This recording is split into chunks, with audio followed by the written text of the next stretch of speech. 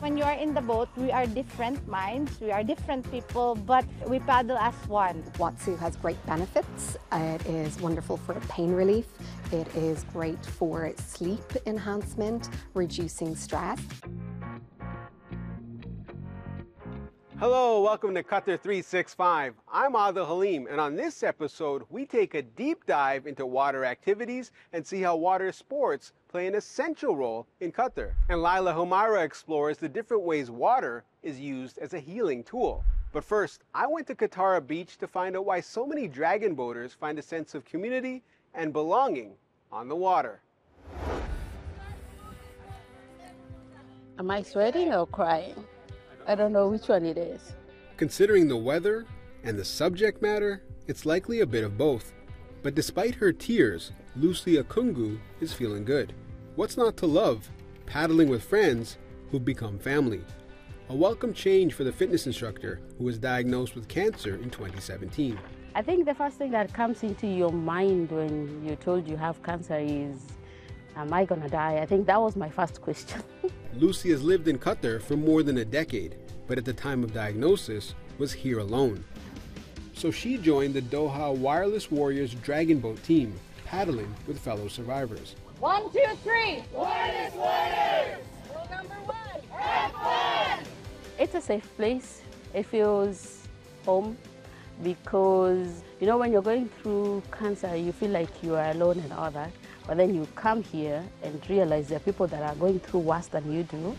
The team is the brainchild of Canadian Sandy Thompson. She used to paddle with a survivors team back home and wanted to create a similar support group here. The sport of dragon boat originated in China nearly 2,000 years ago, but today its popularity has spread across the globe as a fun team-building exercise. Go! 1.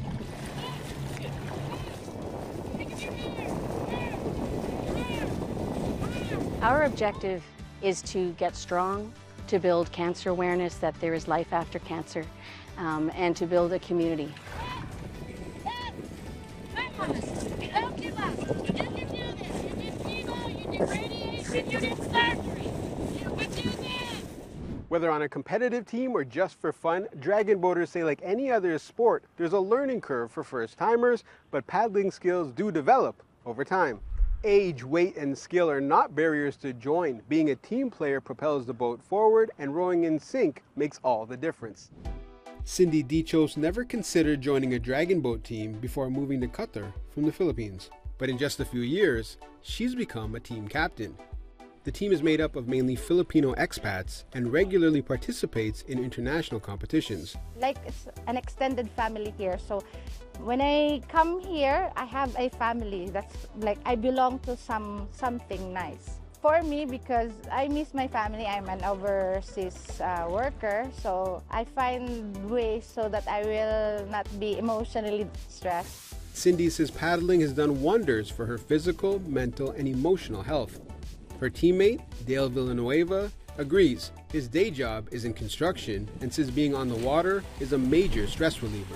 Initially, I pursued dragon boat paddling as a form of recreation.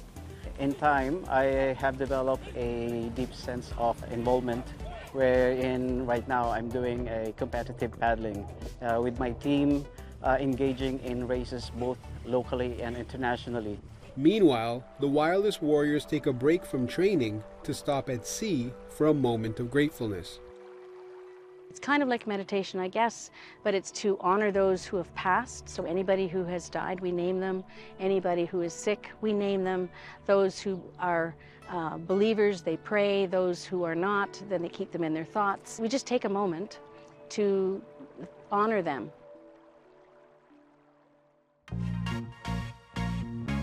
Now, staying in the water, Qatari swimmer Abdullah Al-Khaldi hopes to one day represent his country at the Summer Olympics. The 17-year-old has already brought back several medals from regional tourneys. I recently caught up with Abdullah here at the Hamid Aquatic Center, where he trained during his formative years.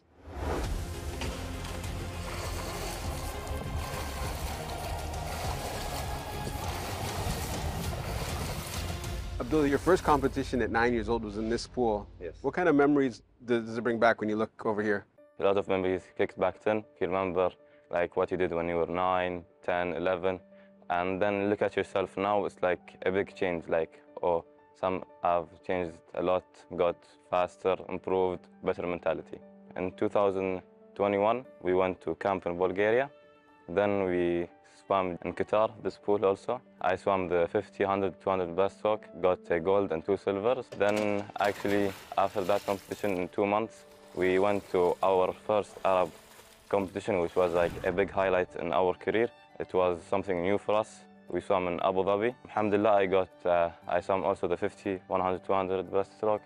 I got silver and bronzes, and also swam some relays, which also got silvers. Is it nerve-wracking competing against the best in the region? Yes, still, even with many years of experience, I'm still going up the start blocks. It's still a bit, you get a bit nervous, a bit scared. But that's the fun in it. Like when you go to big competitions, Asian Games, World Cup, World Championships, you learn from the best. Speaking of the best, 14 Qatari athletes are competing at the Paris Olympics, but only one swimmer. Do you hope one day that you can represent your country on the biggest stage? Yes, I hope that I can represent my country in the Olympics, and inshallah our also young swimmers in the future, they also will compete and try to do the best. So you're only 17, but many younger Qatari swimmers might look up to you as a role model. So what do you talk to younger swimmers, and what do you tell them? We just try to help them, teach them. We never put pressure on kids because maybe he can grow up and hate the sports. We don't want this. So we usually just always tell them have fun. And what's that feeling like when you're wearing Qatar across your chest at an international competition? It feels good. I would never imagine that in my life that I would be representing Qatar. So once you wear the shirt, you start to go to competitions representing your country. It's something very fantastic. You can never imagine this because you have a lot of citizens and here. So maybe once you do it, it's like something that you can say it proudly. While some water activities are known for making a splash or racing for a cause, water is also known for its healing properties. Whether it's immersing yourself in an ice bath or aqua physiotherapy, the buoyancy and temperature of water helps alleviate joint pain and improve mobility. Laila Humaira got a chance to learn more about a traditional form of Japanese water therapy here at the Zulal Wellness Resort by Chiva Sam.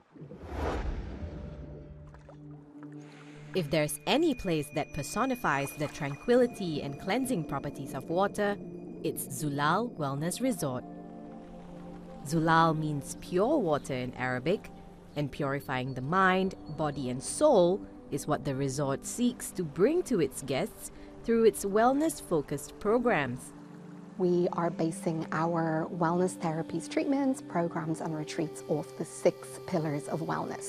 And those 6 pillars of wellness are spa, fitness, holistic, physio, nutrition and aesthetics. Among many of Zulal's treatments is Watsu, a combination of Japan's Zen Shiatsu massage and modern techniques of hydrotherapy founded in the 1980s. It was important to include Watsu as a treatment and as a therapy at Zulal. Watsu has great benefits. It is wonderful for pain relief. It is great for sleep enhancement, reducing stress. Once we go to the water, we will receive the therapy by the water. Aqua therapy, the water, they have their own energy to purify the negativity for us. Participants are immersed in warm water no deeper than 1.2 meters and are encouraged to be as relaxed as possible, while the therapist cradles, moves, stretches, and massages them. Watsu is among dozens of treatments offered here at the resort. Nestled in the northernmost point of Qatar, Zulal encourages its guests to fully immerse themselves in detoxing, physically, mentally, and digitally. I leave the serenity of Zulal and make my way back to the city, only to be met with what can be described as an extreme approach. And by that, I mean taking a plunge in an ice bath.